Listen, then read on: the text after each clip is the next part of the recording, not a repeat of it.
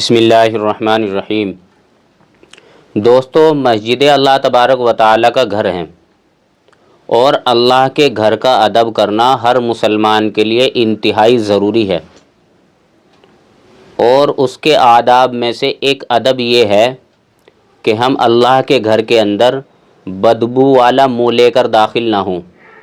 اسی طریقے سے بدبو والے کپڑے لے کر داخل نہ ہوں، اسی طریقے سے بدبو والا بدن لے کر بھی داخل نہ ہوں۔ اسی لیے حدیث شریف کے اندر کچا لہسن اور پیاز کھا کر، یعنی اس کی منہ کی بدبو لے کر مسجد میں جانے سے منع کیا گیا ہے۔ یعنی ایک آدمی نے پیاز اور لہسن کچا کھایا ہے اور منہ سے اس کے بدبو آ رہی ہے، وہ اسی حالت میں مسجد میں داخل ہوتا ہے، نماز پڑھتا ہے، تو دوستو اس سے فرشتوں کو بھی تکلیف ہوتی ہے اور باقی نمازیوں کو بھی تکلیف ہوتی ہے۔ ایسا عمل کرنا مکروہ تحریمی ہے۔ اسی طریقے سے علماء اس حدیث کی بنیاد پر یہ فرماتے ہیں کہ اگر کوئی آدمی دل باغ اور بیڑی، سگریٹ یہ چیز کھا کر ان کی بدبو لے کر بھی مسجد میں جائے گا تو دوستو اس آدمی کا بھی یہ عمل مکروہ کہلائے گا۔ اسی لیے ان آدمیوں کو چاہیے کہ کم سے کم آدھے گھنٹے پہلے، یعنی جب مسجد میں نماز پڑھنے آئے اس سے آدھے ایک گھنٹے پہلے اگر کھانا ہو تو دل باغ، بیڑی یا اسی طریقے سے کچا لہسن پیاز ایک گھنٹے پہلے کھا لیں، تاکہ جب آپ مسجد میں داخل ہوں تو آپ کے منہ میں ذرہ برابر بھی بدبو نہ ہو۔ اور اسی بدبو کو دور کرنے کے لیے، تاکہ آپ بالکل صاف منہ اور بغیر بدبو والا منہ لے کر مسجد میں داخل ہو اور نماز پڑھو، اسی لیے حدیث شریف کے اندر نماز پڑھنے سے پہلے مسواک کا حکم ہے۔ اگر کوئی آدمی ان کو کھاتا ہے اور کھا کر اس کی بدبو منہ کی صاف کر کے مسجد میں جاتا ہے تو کوئی دقت نہیں ہے، اس کی نماز میں بھی کوئی پریشانی نہیں آئے گی۔ اسی طریقے سے ایک بے احتیاطی بہت سارے مسلمان رمضان کے مہینے میں کرتے ہیں۔ وہ کیا کرتے ہیں کہ جیسی افطاری کا ٹائم شروع ہوگا، افطاری کرتے ہی سب سے پہلے بیڑی جلائیں گے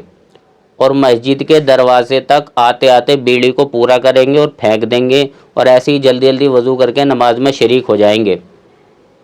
یعنی اس کی بدبو تو دور کی بات، صرف مسجد کے دروازے پہ ہی اس کو پھینکا گیا ہے اور نماز میں شریک ہو رہے ہیں اور اس کے منہ میں بدبو بھی آ رہی ہے۔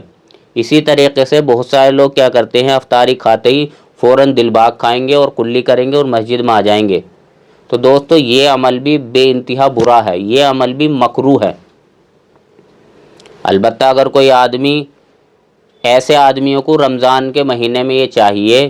کہ وہ افطار کے فوراً بعد اس کو نہ کھائیں، بلکہ مغرب کی نماز پڑھتے ہی بیڑی سگریٹ اگر پینی ہو،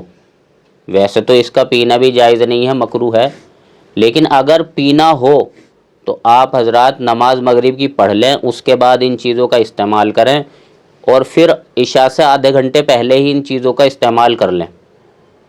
ان کا استعمال کر لیں گے تو جب عشاء کے آدھے گھنٹے پہلے تک آپ اس کام کو کریں گے تو عشاء کی نماز جب آپ پڑھنے آئیں گے تو آپ کے منہ میں بدبو نہیں رہے گی۔ اسی لیے ہر نماز سے پہلے اس بات کا دھیان رکھیں کہ آدھے گھنٹے پہلے یا پونے یا ایک گھنٹے پہلے ہی یہ کام کریں، پھر اس کے بعد مسواک کریں، پھر اس کے بعد مسجد میں آپ داخل ہوں۔ تو بدبو والا مسجد میں منہ لے کر جانا یہ مکروہ عمل ہے، اس عمل سے ہر آدمی کو پرہیز کرنا چاہیے۔ اسی طریقے سے جس آدمی کے بدن کے اندر یا کپڑوں کے اندر بدبو آتی ہو، اس آدمی کے لیے بھی مسجد میں جانا، یہ عمل کرنا، یعنی بدبو والے کپڑے یا بدن لے کر جانا، یہ بھی مکروہ ہے۔ ایسے آدمی کو چاہیے کہ مسجد میں جانے سے پہلے اپنے بدن پر خوشبو لگا لے، اور اگر کپڑے گندے ہیں تو اس کو تبدیل کر لے۔ خوشبو لگا کر جائے گا تو نہ فرشتوں کو تکلیف ہوگی نہ وہاں کے آدمیوں کو تکلیف ہوگی۔ اس لیے ہمیں اللہ تبارک و تعالیٰ کے گھر کا ادب اس طریقے سے کرنا ہے اور اس طریقے سے صاف اور شفاف منہ لے کر مسجد میں داخل ہونا ہے اور اسی حالت میں نماز پڑھنی ہے۔ اسی طریقے سے یہ بات بھی سمجھ لیں کہ یہ مسئلہ صرف گھر کا نہیں ہے، یہ مسئلہ صرف مسجد کا نہیں ہے،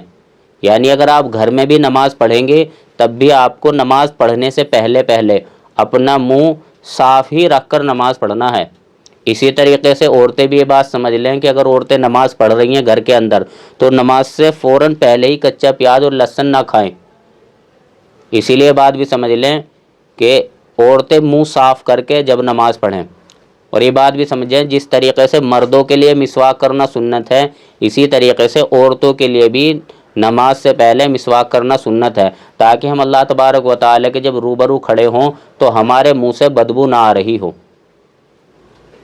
اللہ تعالی ہم سب کو صحیح سمجھ کی توفیق نصیب فرمائے۔ وآخر دعوانا الحمدللہ رب العالمین۔